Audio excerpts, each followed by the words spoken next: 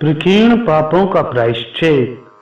व्यास जी कहते हैं, अशुद्धि की स्थिति में अग्नि अथवा चंद्रमा का दर्शन कर सूर्य का दर्शन करना चाहिए। मनुष्य की हड्डी का स्पर्श होने पर स्नान करने से शुद्धि होती है।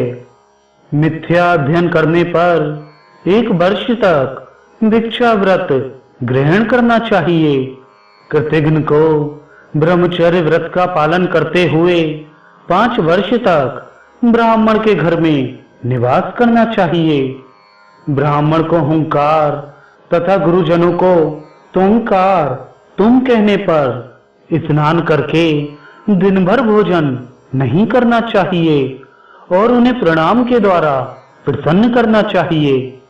तृण द्वारा भी उनकी ताड़ना करने पर, वस्त्र द्वारा कंठ बांधने पर, विवाद में पराजित करने पर प्रणाम के द्वारा उन्हें प्रसन्न करना चाहिए। ब्राह्मण को धमकाने पर, कृक्ष व्रत और पटक देने पर अतिकृक्ष व्रत करना चाहिए। विप्र का रक्त बहाने पर कृक्ष तथा अतिकृक्ष दोनों व्रत करना चाहिए। गुरु को गाली या श्राप देने पर या उनसे झूठ बोलने पर उस पाप की शुद्धि के लिए 1 रात या 3 रात का उपवास रखना चाहिए।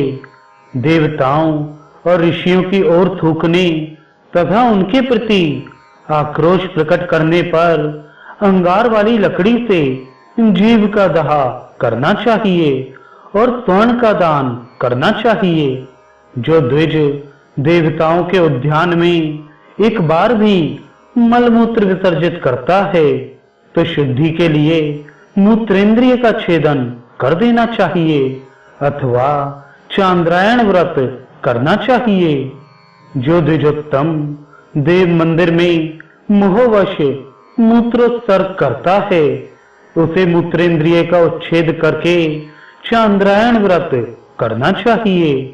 देवताओं, ऋषियों तथा देवों की निंदा करने पर द्विजोत्तम को भली भांति प्रजापत्य व्रत करना चाहिए। इनके साथ संभाषण करने पर स्नान करके देवताओं की पूजा करनी चाहिए और उन्हें देखने पर सूर्य का दर्शन करना चाहिए तथा विश्वेश्वर का स्मरण करना चाहिए।